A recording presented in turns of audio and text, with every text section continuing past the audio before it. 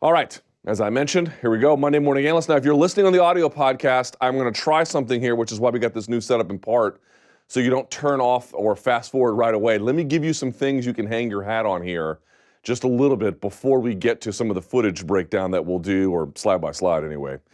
As I mentioned, Max Holloway winning over the weekend via a doctor stoppage at the end of the fourth round. I went back and I watched this fight several times. I also went back and I watched the two Jose Aldo fights.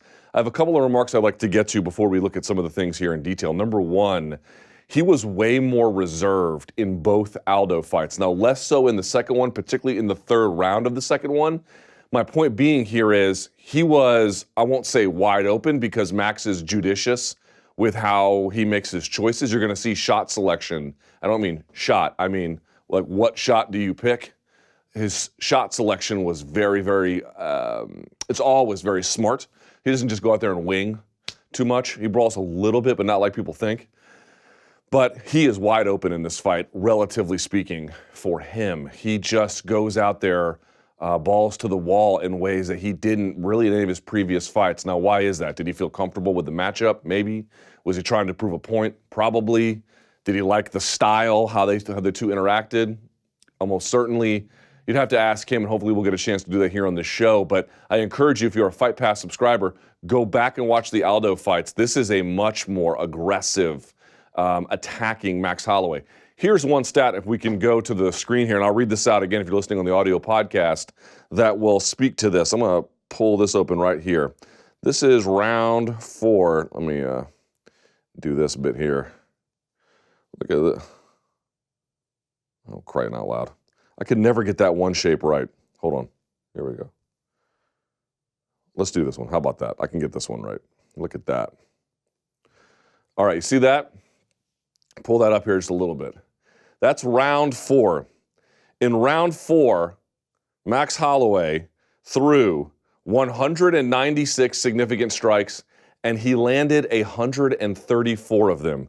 You want to know how ridiculous that is? Let me give you a number for context here, if I may. For Max Holloway, he's never thrown volume like that. His total volume of strikes in the second Aldo fight was 174. In the first Aldo fight, 104. Against Anthony Pettis, 94. Against Ricardo Lamas, 103. How about Jeremy Stevens? 57. That was a lot of attempted takedowns against the fence, but you get the idea. He had 124 against Clay Collard, and I think he had a bunch. He had 124 against Clay Collard. How many did he have against Dennis? Against Dennis Bermudez, he had 75. He had 120 against Leonard Garcia. What is the point here? Literally, that number, 134, is more than he's landed in any single fight in UFC history for himself, except for one, just the last Aldo fight. And that's still only adding up all 3 rounds of the Aldo fight. That is an absolutely ridiculous number. 134 strikes in a single round. It's almost unheard of. It's almost unheard of. In fact, he passed the total for significant strikes in UFC history. I think he passed GSP and maybe Demetrius Johnson or somebody else. Like, we're talking about a literal historic performance from Max Holloway at UFC 231. There's a lot of different ways to understand it. That's one of them. By the way, you can look at some of these other numbers here. Let me clear this off. You've got, let's do this one. You've got 66 here and 50 here. Even that is unusual, right? Consider this. How about, I mentioned the second Aldo fight, right, which is the one where he had overall the greatest total, not including the last one, but not greater than some of these other parts. Listen to this. Even in those rounds, 25, 41, and then 108. You go back to, let's say, the first Aldo fight. What was Max's output in that contest? Even then, same kind of thing.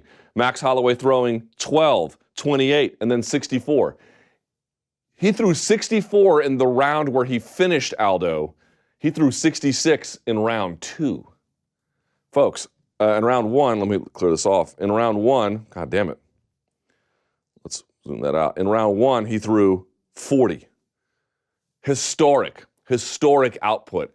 Max Holloway, as the challenges get tougher, as the opponents get more lethal, he's actually getting better and better and better. One way you're able to notice that is that maybe this was a favorable matchup to him in terms of the way in which they interacted, but nevertheless, his output in this contest from the word go is his most ever. In fact, in this contest, the previous total he had, as I mentioned, total was 174. His total in this one for significant strikes, 290. 290. Let me make a point about Brian Ortega. His chin is absurd. He did get kind of knocked down one time, not like flatly, but he kind of went to his knees and then rolled somewhere in the third or fourth round. I think it was the fourth. If you are cornering Brian Ortega, you have a solemn obligation. He told the media through, or the world, I should say, through Instagram yesterday that he was ready to die in there. I believe him. I believe him. He has the capacity to absorb an unbelievable beating. You need to be careful cornering Brian Ortega because he will allow himself in pursuit of the fight. This is what they call gameness, folks. Pursuit of the fight despite the physical consequences. Brian Ortega is a dog. He is a dog. He needs to be protected because he will go out there and literally fight to the death if you let him. If you are cornering Brian Ortega, you need to be careful because he's a remarkable talent, but when he's on the other end of the equation, he will fight to the point where it is well past his interest. You need to be careful with that. Now, before we get, for the audio folks, move on, there is one more thing I want to show you here. Let's do this here, if I may. Look, I made a little slide for you. Isn't that nice? Now, I have 4 keys to victory. This is my disclaimer at all times. It's my disclaimer now. There might be other keys to victory than the ones I didn't pick up on. There might be better ones than the ones I picked up on. There might be a better way to frame these. In fact, now going back, I would like to change the way I wrote number 4, but I just want you to know, I'm not saying these are the best keys to victory. I'm not saying these are the only keys to victory. If there are other folks out there who have analysis, I encourage you to please listen to them. I can only offer you what I see for all the good and for all the bad. It does have limitations. It's just something I always want to make sure I get out there. I don't want to come up here and say, this is how it's done. This is how I see it. Keep that in mind. Now, what are these keys to victory? Let me pull up some of my notes here, and then we'll look at some of this footage. I appreciate your patience. Number 1, put forward pressure. Why does he want to put forward pressure? At sometimes early in the fight, he was giving clockwise pressure. You'll remember in the Aldo fight, Max is interesting because Max fights this way and he fights this way.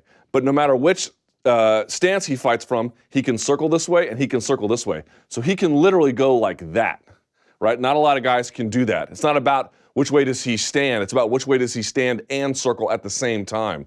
That'll be a number 4 here in just a minute. But the point being is here, he starts out doing that, and then that quickly goes away when he realizes he can just get Brian Ortega to back up. One of the reasons why he wanted to jam was, number 1, to do that, and number 2 is to jam the space. What you're going to see is, whether he's standing in the Orthodox or the Southpaw stance, he wants to get inside the punching range by moving into Brian Ortega constantly. That pushes Brian Ortega back, and it gets him where the punches are whipping around the back of his head. He doesn't have to worry about just sort of being at the end of them. He's inside of them. That's number 1. Number 2, get the defensive shell open. You're going to see Brian Ortega has an interesting defensive shell. Whether he's Orthodox or Southpaw, the rear hand is kind of tucked here, and then he's got this elbow out here. In fact, Kevin Lee uses the same shell in the first Iaquinta fight. I actually went back and I watched. It's like this. And partly you understand it. He likes to throw a bit of the elbows, although that's a little bit more slashing over the top. But it's an interesting thing. What he wants is for either Ortega to do that or to extend. He wants Ortega to extend. Once Ortega extends, he can either come over the top, he can come inside, or he can use the other hand to then attack at an angle. So getting that open rather than here, let's say, and at a distance, opening or open is what he's looking for at all times. Number 3, lead with the half beat or the jab, otherwise counter. How does Max Holloway land? 1, he'll just jab his way inside. Again, Orthodox or lefty, doesn't matter. I kind of did it opposite here. Orthodox, lefty, I'm a left-hander. And then Orthodox. That's one way he likes to get inside. Another way he likes to get or lead his offense is on the half beat. So remember, if I'm standing this way, 1, 2, 3, 4. That's the beat. But rather than trying to fire on the 1, 2, 3, 4, you fire in between the 1 and the 2. So the beat is like this. You fire in between before you can hit that final snap. That's when you want to get it. And the timing on that just takes skill and work on the half beat. So he'll jab his way open, pushing back, jamming inside, getting Ortega to move back, and he'll do it with a half beat. Sometimes with a half beat, he won't jab. He'll do it from the power hand. He'll just pop, but it's the timing on it. It catches Ortega in dead space, or again, with the jab. Otherwise, he's countering. Conor McGregor does what? He pushes into guys, gets them to react, slips it, and hits a shot. Remember the Ivan, is it Buchinger, whatever it is? The fight he won in Cage Warriors that got him launched all the way to the UFC? The guy throws, what was it, a right hook? Conor leans and then cracks him with a left over the top. Max does a lot of the same stuff. Not the same shots, but the same meta game. Pressure into you, get inside of your positions, launch on the half beat, launch on the jab. If that doesn't work, use the counter, get you to open up with a fake and a feint, or he likes to do this from the orthodox position. He'll go double, and then launch this one. Whatever the case is, he gets you to open up first. Remember I talked about getting the defensive shell open? Ortega would be here, and once the hand comes out, once the hand is away from the face, he's got a gazillion attacks for that. So it's pressuring you, feinting into you, getting into you, turning on an angle, doing something, opening you. Once you open, pow, crushing you. And then last, never be out of position. Now this one, I should rephrase this one. This is not the best way to put it, but here's the point I'm trying to make with this one. Why don't you ever want to be out of position? Well, obviously it's never good for you. There's times where if you looked at the footwork, Brian Ortega's kind of crossing his feet a little bit and he's off balance. But here's what I want to point out. So many guys in MMA today will switch stance. They're here, blah, blah, blah, blah, blah, jab, and then they'll come in and then they'll twist. Bah, and they're getting ready for this, and then they'll duck and throw a punch. In other words, on the outside looking at you, they're switching. And maybe from each side, they can do a lot. Max can do that too, but that's not what makes him special. What makes him special is he's never out of position, ever. He might come in at an angle, he'll step out at a wide angle, he'll push his opponent over, and then through combination, he did the exact same thing to Jose Aldo, he'll step here and then catch him with a left hook coming in. He catches these guys with check hooks off the stance switch constantly, and even when they try to get an angle on him, he switches. You're gonna see in this footage and these slides, dude, Max Holloway, how do you get an angle on a guy who's never out of position? I legitimately don't know. Ask an MMA coach, because I sure as hell don't know. It's remarkable. Keep these keys in mind. Let's look at the tape. All right. Move this along here. All right, here we are. So I'm going to look at the first, second, and then just a couple of moments. Again, just a couple of moments in the first, second, and fourth round. You could be like, oh, Ortega's best round is the third. Right, but even then he lost that one, and it's not instructive. So what do we have here? Max, pay attention to this at all times. What stance is he in? What stance is he in? Big time important. So you have Max in a orthodox stance. You have Ortega in a southpaw stance. Keep that in mind. So what is Max going to do here? He's going to pressure into him. What does he want? He wants that hand extended away from the face, and he's got it, and he's doing this the whole time. Sometimes you'll see him parry it down and come over with this one. Sometimes you'll see him parry it down and come over the top. He's got a lot of different attacks from that position, right? Watch this. Ducks down, comes in, measures. Now you can say, oh, he missed. Who cares? He's measuring, right? Steps in, and you can't see it here, but down here, trust me, he's getting his lead foot to the outside of Ortega's lead foot, which gives him a wide open lane for the right hand. Like that. Boom. And what is he doing? Jamming him, pushing him back at all times. You can see all of that here in play. Here he is again. What does he do? He's mindful of the distance. Jab. Now Ortega slips it. Now watch how Max just hops out of the way. You're going to see Ortega a lot of times likes to do trunk movement, but his feet are basically planted. And for a guy like Max who can just set angles, it ends up being a real big problem for him. We move along. Watch what we're doing here now. Orthodox, orthodox. Okay, let's see what happens. Right? He comes in, flicks the jab, already jamming into him, right? Pushing him back. Does it, doubles up on it, and look at the footwork here. Nice and balanced, almost running back, and look at his hips. Hips facing that way, hips facing this way. Who has the superior angle? He does. Right? Comes in, boom, and goes to the body and gets him to circle out. Look at Max. Now switches stance without you even knowing it. a little bit here, right? Look back here. Oh, actually, no, excuse me, he stays in it. He'll switch stance later. Boom. He goes into, oops, don't want to lose that. And he goes into it. Follows him, cage cuts. Next, we have Orthodox. What does he do? Fakes, doubles up on it, and then comes over the top, jamming him inside the space, right? Getting him to cover. Pushing him back, resets the angle to make sure he's far enough apart, eyes looking down. Ortega L steps. That's an L step I talked about with Tyson Fury, if you're wondering, by the way. L step, just like that. Nice L step. Look at the footwork here. Doubles inside. Look at Max. Pay attention to this. Pay attention to that. He steps to the outside, gets the arm extended, comes over the top. Look at that angle. Woo! Trouble. That right hand is wide open, plus he can connect with that one too. Stepping around, and he misses, but understand this, you guys saw how this ended up. Nice step around for Max Holloway. Move along. Still in the first round, by the way. I'll blow through these here a little bit. Watch this one. So he gets the hand to come out. Watch Max's feet and watch Ortega's feet. Max, just a slight adjustment, hop to the side. Look at that angle in a nanosecond. Look where they were before. In front, he just hops around, has the hand come open, crack. Dude, how do you fight that guy? Puts his own hand out to get, he wants either the jab to land or for Ortega just to reach. Because when he reaches, he can hop around, boom. All right, fast forward here. I'm going to go through all this. Oh, this is a nice little combo too here. Southpaw Orthodox. He's going to step around. Whenever you have the open stance, one wants the outside lead foot, right? Goes to the body, stays orthodox, and then they reset. Here's another one. Watch this. Again, open stance, so you're going to look for that one to go to the outside. He's going to get the hand to come out, which he does. Takes the angle, throws, and then doubles up on the movement. A lot of times guys will come to this one after they throw, and then they'll switch if they go that direction, but he doesn't go that direction. He actually stays. So Max just stutter steps and then keeps it. Nice little piece of work by him, follows along, right? All right, here we are. Orthodox. A little more square, but orthodox. What does he do? This is what I'm talking about, getting him on the half beat. He just doesn't even see it coming. Look at the feet of Brian Ortega. It's in the air. He's leaning when the punch lands. He's catching him.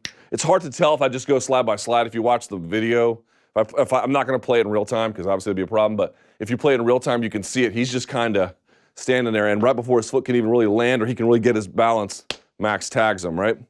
From that orthodox position. And watch, this is what I mean by never out of position. Comes in here and resets, so now he could be, it's sort of a squarish one, but it's supposed to mimic being a stance switch here a little bit. Stays in here, angles off just slightly to the side, right? Misses the uppercut, but then stays defensive and then moves out of the way. Here we are. Orthodox. Right, getting the hand to come out, doesn't bite on the fake, and watch how he doesn't just back up, he changes angles. Look at that, very subtle, right? Changed angles. You can see all of his tattoo here. Now you can't. Folks, in boxing, that little angle will set you on fire, and against a guy like that, it's the same kind of thing. Boom. Why do you think it lands? Because he doesn't reset the angle, and he catches him. Look at the feet. Catches him on the half beat. Foot in the air. See that? Every time. Just the timing is beautiful. Catches it. Boom. And then we move along. Here we are again. All right. So it looks like Ortega is switching. He goes southpaw. This is that stance I was telling you about. This like sort of defensive posture he's got. It doesn't do necessarily a ton of good against Max Holloway. He comes over the top. He's going to get the angle. Boom. Right hand lands. Stays in the orthodox position. Eats one there, because that's a nice shot by Ortega. And then look at him catching him on the half beat. Pop. See him? Look, foot in the air. Catches him right on the timing. You know how frustrating it must be to where you don't even know it's coming, you can't even tell it's coming, and out of nowhere a guy's timing is so good, he can just catch you right when you're most vulnerable from your walking position. Dude, it must be enraging. It's so difficult. And that's what he does every time. That's what he does every time, dude. It's ridiculous how good Max Holloway's timing is. Okay? And then slips it. By the way, look here. Orthodox, stays orthodox, pops him, leans out. Look who's setting the angles. He resets the angle there. You kind of can't see it, but you get the idea. Here we are now. Southpaw, orthodox. Same kind of rule would apply if he wants to get the outside foot. Let's see what happens. Parry comes down. He parries and then kind of like does a Benson Henderson jab like that. Pops him and then waits, and then it gets obstructed here, but the lane was wide open, which is why I'm showing you that. Stays in his face the whole time doing this and catches him on the outside. Look, drops like this, I think making him think that this hand was coming, so he moves away from it and then just lands right inside 2 right hooks from a southpaw position. Here's one thing I want to make a point about Max Holloway's game. You're going to have to get a better striker or someone who understands striking better than me, and there are many, but you're going to have to get one because I don't know how you folks feel, and I don't know how you feel watching this or having watched this previously. I can't tell if there's a discernible difference in his game from southpaw to orthodox. He favors orthodox more, and he uses more stuff from orthodox just by virtue of the time spent there. But from the southpaw position, there's no discernible drop-off in ability. There's no discernible drop-off in the game. It's not like, you've seen basketball teams, right? The top 5 starters come on the court, and when they're on the court, oh my God, like they're winning. But then the subs come on, and then the other team begins to take over because there's such a difference. That's sort of how you want to think about stances. But that's never the case with him. Maybe it's not the exact same weapons or the exact same strategies, obviously, but there's no discernible drop-off at all from this to this, which is unheard of. So many people think like, oh, I want to see something flashy, like a flying triangle, like an X-guard sweep, like a Superman punch. He doesn't do any of that, man. It's a meat and potatoes game, as I mentioned before. But the meat and the potatoes it's Wagyu beef, and it's, I don't know, who's got the best potatoes? Idaho, Ireland, whoever. What I'm trying to make a point here is, rather than students of the world, rather than worrying about flying triangles, learn how Max times someone on the half beat. Rather than worry about all that stuff, figure out how Max is able to get people to bite on his fakes and feints to get them to go a certain direction as he steers them, only for them to run into the punch like this. That last punch I showed you was similar to how Anderson Silva got Forrest Griffin. He changed stances, got him to circle into the power hand, and then just connected with it. The exact same thing you saw there. All right, here we are. Boom, boom. Crushes him, bro. Leaving his feet, too. So I'm talking about, like, aggressive Max Holloway. Move along and skip all this nonsense. All right, here we go. What do we have? We have southpaw. We have orthodox. Okay? Hands come out. Look at Max. Pull the hand down. See that? Pulls it down, sets the angle, jams his way inside, double jab, eats one for it. Okay. And then pops through, pushes him back behind. We've been over this, right? Whoop, whoop, whoop, whoop. Into the danger zone. Ask yourself where this fight ended. Where did it end? Yes, on the stool. But where did the round end? That's where all the magic happens, folks. Pushes him back, right? Here we are. All right, I want to just fast forward this a little bit. Here we go. Again, same scenario, southpaw versus orthodox. Jab, backs his way out, didn't like how it first went in. Parries it, comes around, doubles on the same side. Watch Max turn into the angle, pops over the top, stays. Now, where did he start? He started orthodox. Let's see. Bit of a stance switch here. Comes back. It's like effortless and gets out in that same orthodox stance, all right? Same thing. Now it's orthodox. All right? Hand comes out. He comes inside, and it's a bit of a turn. Watch Max's hips, right? It's not just this. He's fading towards us a little bit. Steps inside to get that lane, then watches as the guy turns, pops him, waits, changes, look at that, changes stance, follows him, and then waits for the hand to come out, like I told you before, slips it, pop, pop. Now, he's full on southpaw, cracks him. Well, I kind of missed there a little bit. This is what I meant about never be out of position. He started in a different stance. He's now in a, I believe that started in a different stance, right? Hold on. Let's see. Kind of switched here a little bit. Yes. Let's see. Orthodox kind of switches midway through. Yeah, right there. Switches back again. Stays there. Now watch this. He's in a left-handed stance here. Max Holloway makes him stay in it. He never loses it.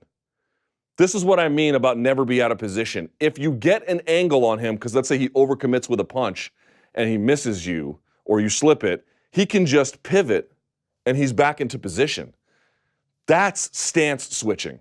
Facing off against an opponent and just switching, it's not valuable. It's just not nearly as good as what he does.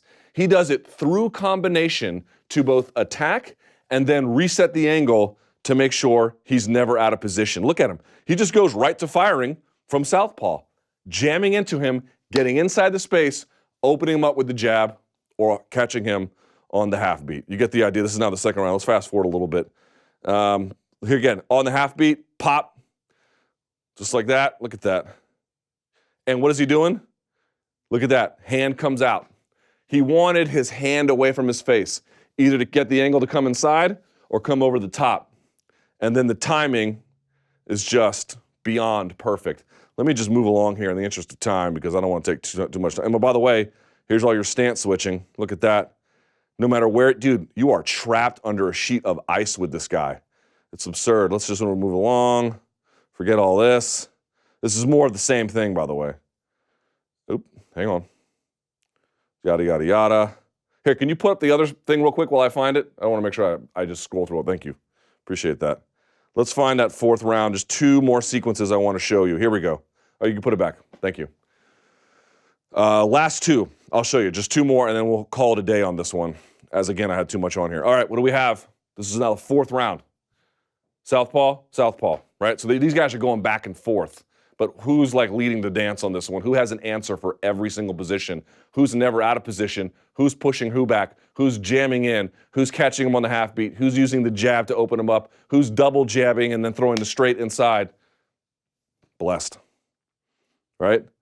So here comes Ortega. You can see Max kind of hand fight. Look at Max's vision here, by the way. Looking downfield like a quarterback at all times. And then it kind of comes around to check him, see what happens. Ortega switches stances on an L step. Max follows, catches him on the half beat here a little bit, and then comes over inside. Remember how I said he wanted the hand away? Sometimes he was coming over the top. This time, he just wants that hand away, kind of just throws his own jab in there, and then shoots the punch on the inside, turning the head the whole way.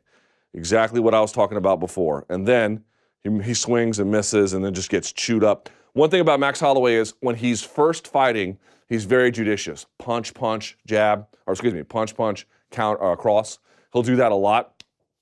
As the fight begins to heat up, you'll notice less time between shots. He goes from chess to speed chess. You go to the Aldo fights. He had 20, 30 punches in a round, then 108. You go to this one, he had 60, 40, 50, then 174. It's not just that there's more offense, it's that what he begins to do is, as he's jammed into you, as he's taken over, as he's got your timing and your rhythm and your movement, and he's inside that space and he's inside that range, what he's doing now is he's just beginning to attack more often, less time between them to give you less time to think. Even if you land on him, it probably won't be that much of a punch. Couple good shots he landed in there. Keep that in mind for Max Holloway. He starts like you're a frog in the pot boiling. And at first, it's not that bad, but as it gets hotter and hotter and hotter, you're boiling before you even realize that it's happened to you, right? And then last one, and again, watch this. He just sort of zips out of the way. By the way, look how Max doesn't travel back in a straight line in the line of attack. He's back sort of in a straightish line, but opposite the attack. The punch misses. He gets to the weak side plane and then pops him with that counter, that check hook. And by the way, he's in a orthodox stance here, right? Excuse me, left-handed stance. What am I saying? He pops, and then just cracks him from the southpaw stance. This is what I mean. It's like, is there a discernible difference in his game between the left and the right? I mean, maybe someone with a better eye can tell you. I'm sure that they could. But from my vantage point, not much. Not much. And then he pops him over, stays in the southpaw. I mean, look, how do you look at this? I mean, what are you supposed to do about this? There's nothing you can do. Look at this. He's playing him like a set of drums. And here he is now from the orthodox stance, chasing him, jamming into him, putting him back. And then last but not least, all right, let's take a look at it. Left-handed, right? Jabs his way inside, and now he's already in. Even if this punch loops, it's not going to hurt, right? Which it comes around, misses. He lands his own right there, cracks him inside that space. Doesn't need to come around. Comes back. Now he's back to the left-handed stance, right? Boom. There he is again. Stays in that left-handed stance. Pushes him back. Eats a jab for his efforts. Gets underneath. He can see everything coming. By the way, gets his head off the center line when he throws. And then make sure when after the center line, he gloves up before he comes up. So many guys get the head off the center line, and when they want to come back here, this is down. He keeps his up nice and tight. I'm almost done here. Boom. Stays in, back to southpaw, right?